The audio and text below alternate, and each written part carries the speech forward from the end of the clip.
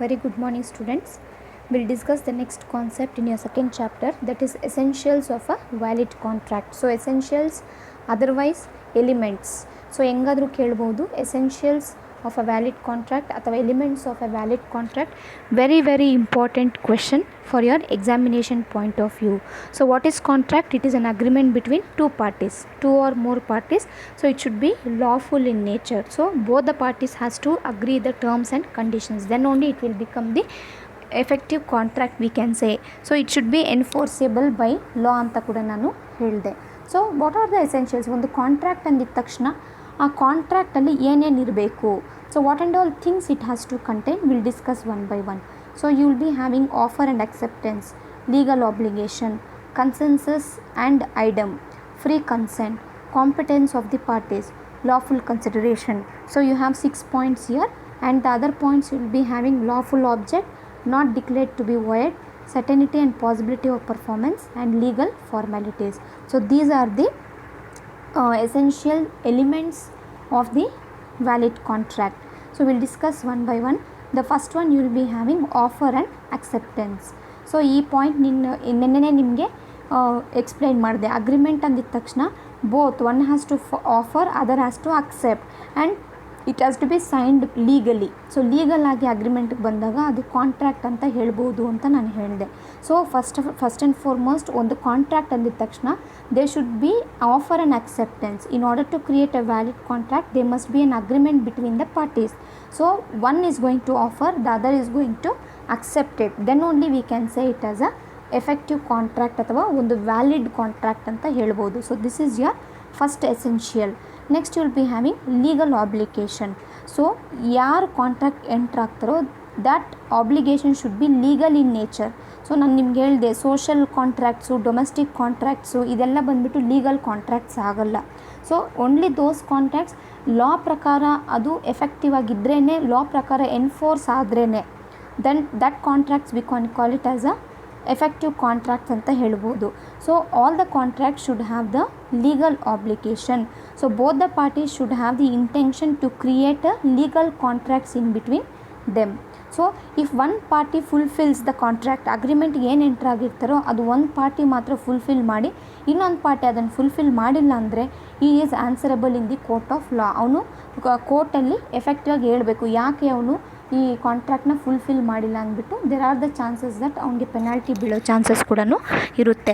So domestic agreement such as agreement between father and son, wife and husband, ನಿಮಗೆ ಒಂದು example ಹೇಳಿದೆ. ಇದನ್ನೆಲ್ಲ ನಾವು ಲೀಗಲ್ ಕಾಂಟ್ರಾಕ್ಟ್ಸ್ ಅಂತ ಹೇಳೋಕ್ಕಾಗೋದಿಲ್ಲ. Understood? So hence for the contract should be legal in nature. Legal in nature, the first one you have offer and acceptance, second you have legal obligation, third you will be having consensus ad idem. So what is this consensus ad idem means? It means the identity of minds. Identity of minds means similar. So ಇವಾಗ A and B contract enter ಆದಾಗ ಅವ್ರ mentality ಒಂದೇ ಇರಬೇಕು. Understood? ಇಬ್ಬರೂ ಒಪ್ಪಿಗೆ ಕೊಡಬೇಕು ಕಾಂಟ್ರಾಕ್ಟ್ಗೆ. Then only the contract can be successful in nature. Understood? ಇಬ್ಬರೂ ಒಪ್ಕೋಬೇಕು. ಟರ್ಮ್ಸ್ ಆ್ಯಂಡ್ ಕಂಡೀಷನ್ಸ್ ಏನಿದೆಯೋ ಅದನ್ನಿಬ್ಬರು ಒಪ್ಕೊಂಡಾಗ ಆ ಕಾಂಟ್ರಾಕ್ಟು ಸಕ್ಸಸ್ಫುಲ್ ಆಗುತ್ತೆ, ಇಲ್ಲಾಂದರೆ ಆ ಕಾಂಟ್ರಾಕ್ಟು ಸಕ್ಸಸ್ಫುಲ್ ಆಗೋದಿಲ್ಲ. So that you call it as consensus idem ಅಂತಲೂ ಕರಿಬಹುದು. Next you have competence of the parties. So ಯಾರು ಕಾಂಟ್ರಾಕ್ಟ್ಗೆ ಎಂಟ್ರ್ ಆಗ್ತಾರೋ they should have a capacity of fulfilling the contract.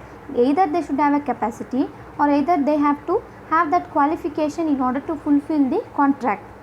Understood? ಇಲ್ಲ ಅಂತಂದರೆ ಅವನು ಆ ಕಾಂಟ್ರಾಕ್ಟ್ಗೆ ಎಲಿಜಿಬಲ್ಲೇ ಅಲ್ಲ. ಸೇ ಫಾರ್ ಎಕ್ಸಾಂಪಲ್ ಬ್ಯಾಂಕ್ ಹೋಗಿ ಲೋನ್ ತಗೋಬೇಕು ಅಂತಂದರೆ you should be capable of saving some amount in the bank. ನಿನ್ನ ಬ್ಯಾಂಕ್ ಅಕೌಂಟ್ ಇರಬೇಕು, ನಿನ್ನ ಬ್ಯಾಂಕಲ್ಲಿ ಪದೇ ಸೇವಿಂಗ್ಸ್ ಜಾಸ್ತಿ ಮಾಡಬೇಕು. ಹಾಗಾಗಿ ನಿನ್ನನ್ನು ಟ್ರಸ್ಟ್ ಮಾಡಿ ಬ್ಯಾಂಕ್ ಏನು ಮಾಡುತ್ತೆ, ಲೋನ್ ನಿಮಗೆ ಕೊಡುತ್ತೆ. So that is your qualification. You are qualified and you are eligible for taking the loan. If you don't have that, savings account ಆಗಿರ್ಬೋದು, ನೀನು ಡೆಪಾಸಿಟೇ ಮಾಡಲ್ಲ, ಅಕೌಂಟೇ ಇರಲ್ಲ, ಯು ಆರ್ ಅನ್ಎಜುಕೇಟೆಡ್, ಏನೂ ಇಲ್ಲ, ಯಾವುದೇ ಸೋರ್ಸಸ್ ಇಲ್ಲ ಅಂತಂದರೆ ನಿನಗೆ ಅವರು ಲೋನ್ ಕೊಡೋಕ್ಕಾಗಲ್ಲ. So hence for the parties in the contract should have the capacity or the qualification. If they are incompetent, so ಅವ್ರಿಗೆ ಎಫೆಕ್ಟಿವ್ ಕೆಪಾಸಿಟಿ ಆರ್ ಕ್ವಾಲಿಫಿಕೇಷನ್ ಇಲ್ಲ ಅಂತಂದರೆ the agreement in which they have entered becomes void. What do you mean by void? Void is nothing but which is not enforceable by law. So so ಏನು contract ಇದೆಯೋ ಅದು ಲಾ ಪ್ರಕಾರ ಸರಿ ಇರಲ್ಲ, ಲಾ ಪ್ರಕಾರ ನಡೆಯಲ್ವೋ ಅದನ್ನು ನಾವು ವಾಯ್ಡ್ ಕಾಂಟ್ರಾಕ್ಟ್ ಅಂತ ಕರಿತೀವಿ. So hence for this contract we can call it as a void contract. Next you have free consent. Free consent ಅಂದಾಗ ಇವಾಗ say for example person A and person B understood, they are going to enter in to a contract ಅಂತ ಅಂದ್ಕೊಳ್ಳಿ. So both the parties should have that willingness. So willingness ಅಂದಾಗ ಇಬ್ಬರು ಒಪ್ಕೋಬೇಕು, ಒಪ್ಕೊಂಡೇ ಏನು ಕಾಂಟ್ರಾಕ್ಟ್ಗೆ ಎಂಟ್ರ್ ಆಗಬೇಕು.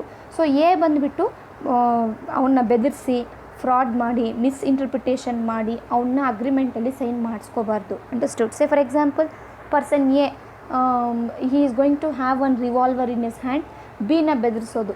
ಸೊ ನಿನ್ನ ಕಾರು 1,00,000 ಅಲ್ಲ 20,000ಕ್ಕೆ ನಾನು ಕೊಟ್ಬಿಡು, ಇಲ್ಲಾಂದರೆ ನೀನು ಸಾಯಿಸಿಬಿಡ್ತೀನಿ ಅಂತ ಹೇಳಿದ್ರೆ it is not a contract actually.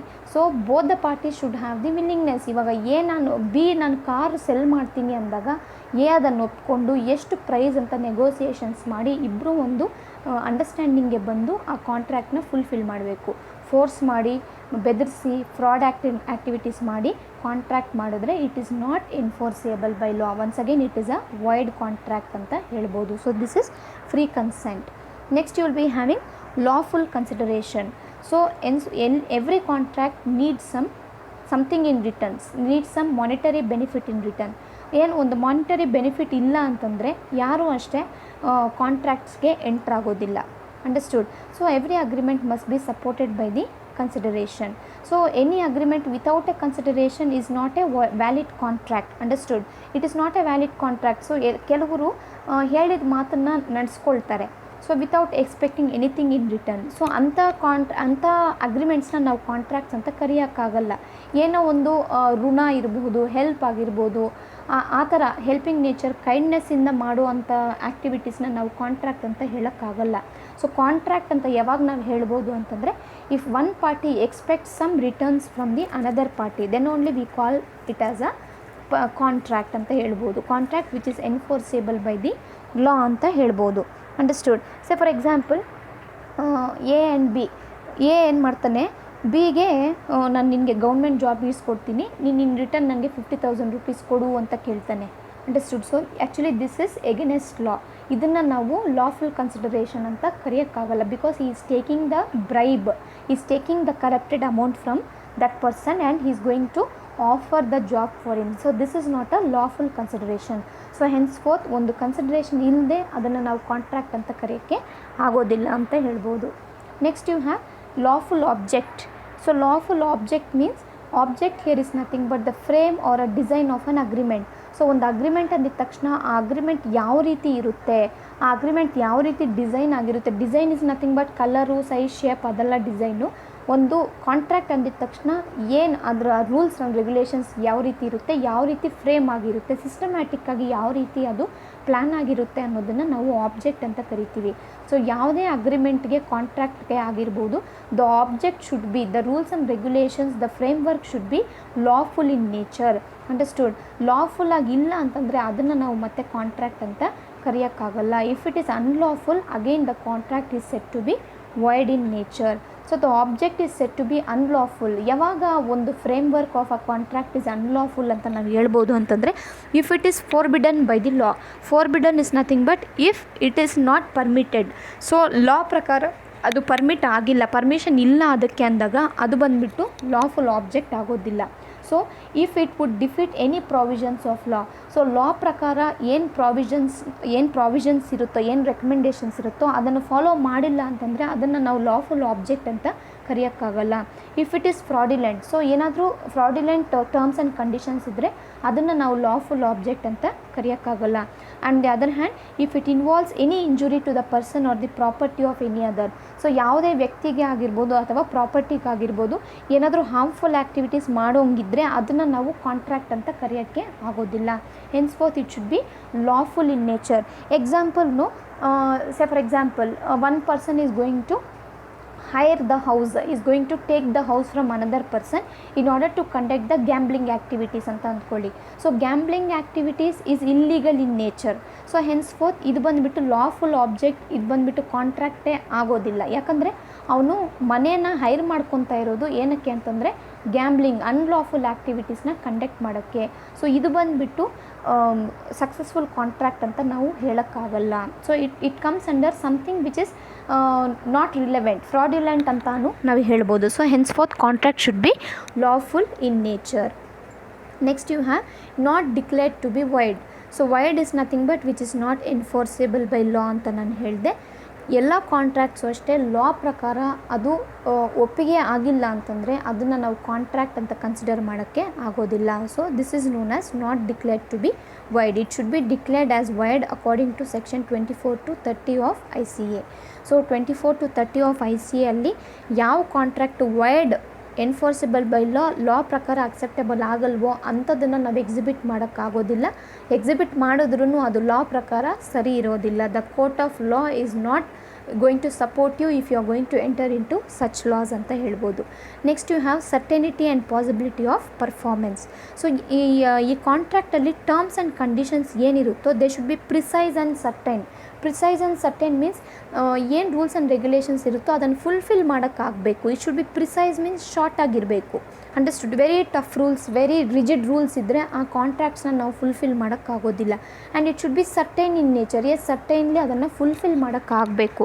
Uncertain ಆಗಿದ್ದರೆ ಅದನ್ನು ಫುಲ್ಫಿಲ್ ಮಾಡೋಕ್ಕೆ ಆಗೋದಿಲ್ಲ. ಅಂಡರ್ಸ್ಟುಡ್? ಸೊ ಅನ್ಸರ್ಟನಿಟಿ ಆ್ಯಕ್ಟಿವಿಟೀಸ್ನ ನಾವು ಫುಲ್ಫಿಲ್ ಯಾವಾಗ ಮಾಡಲ್ವೋ ಆವಾಗ ಅದು ವೈಡ್ ಕಾಂಟ್ರಾಕ್ಟ್ ಆಗಿಬಿಡುತ್ತೆ. Understood? It should be capable of performing the activities. So that you call it as it should be precise and certain in nature. So this is next essential, certainty and possibility of the performance. And finally you will be having legal formalities. So ಒಂದು contract successful ಆಗಬೇಕು ಅಂತಂದರೆ legal formalities is one of the essential. So we can say oral contract is also perfectly A valid contract. So oral ಆಗಿ ನಾವು ಏನು terms and ಕಂಡೀಷನ್ಸ್ಗೆ enter ಆಗಿರ್ತೀವೋ ಅದನ್ನು oral ಆಗಿ discuss ಮಾಡಿಕೊಂಡ್ರು ಕೂಡ ಅದು ಕೂಡ ವ್ಯಾಲಿಡ್ ಕಾಂಟ್ರಾಕ್ಟೇ ಆಗುತ್ತೆ. ಅಂಡರ್ಸ್ಟುಡ್? ಬಟ್ ಓರಲ್ ಕಾಂಟ್ರಾಕ್ಟ್ ಅನ್ನೋದು ಎಲ್ಲ ಕೇಸಸಲ್ಲೂ ಅಪ್ಲಿಕೇಬಲ್ ಆಗಲ್ಲ. ಸೊ ಫಾರ್ ಎಕ್ಸಾಂಪಲ್ ನೀವು ಹೌಸ್ ಪ್ರಾಪರ್ಟಿನ ರೆಂಟ್ ಮಾಡ್ಕೋಬೇಕು, ಲೀಸಿಗೆ ತಗೋಬೇಕು, ಮತ್ತು ಇಮೂವಬಲ್ ಪ್ರಾಪರ್ಟಿ ಮಾರ್ಟ್ಗೇಜ್ ಮಾಡ್ಕೋಬೇಕು ಅಂತಂದರೆ you should have the return documents. If it is any money issues also, ದುಡ್ಡು ಸಮಸ್ಯೆ ಬಂದಾಗ ಅದು ಕೂಡ ರಿಟರ್ನ್ ಫಾರ್ಮಲ್ಲೇ ಇರಬೇಕು. ಎಲ್ಲ ಓರಲ್ ಕಾಂಟ್ರಾಕ್ಟ್ಸ್ನ suppose one party may fulfil, another party may not fulfil that. Understood? Hence forth all the contract it is better if it is in a return form. ಯಾವಾಗಲೂ ಅಷ್ಟೇ ಎಲ್ಲದಕ್ಕೂ ರಿಟರ್ನ್ ಫಾರ್ಮ್ಸ್ ಇದ್ರೇ proof. ಅದು it will serve as a proof. ಇಲ್ಲ ನಾ ಮೊನ್ನೆ ಈ ರೀತಿ ಹೇಳ್ದ ಅಂತ ಅಂದಿದ ತಕ್ಷಣ she told or he told like that ಅಂದಿದ ತಕ್ಷಣ the other may say I did not say ಅಂತ ಹೇಳ್ಬಿಡ್ಬೋದು. Understood? Hence forth the contract should fulfil some legal formalities. So legal formalities fulfil ಮಾಡಿಲ್ಲ ಅಂದರೆ ಅದನ್ನು ನಾವು ಕಾಂಟ್ರಾಕ್ಟ್ ಅಂತಲೂ ಹೇಳೋಕ್ಕಾಗಲ್ಲ. ಆ ಕಾಂಟ್ರಾಕ್ಟು ಸಕ್ಸಸ್ಫುಲ್ಲಾಗಿ ಅಚೀವ್ ಆಗೋದಿಲ್ಲ. So these are the essentials of a valid contract or elements of a valid contract. Very very important question. Keep in mind. Note down in your notebook. Okay, if you have any doubts you can ask me. Have a nice day guys.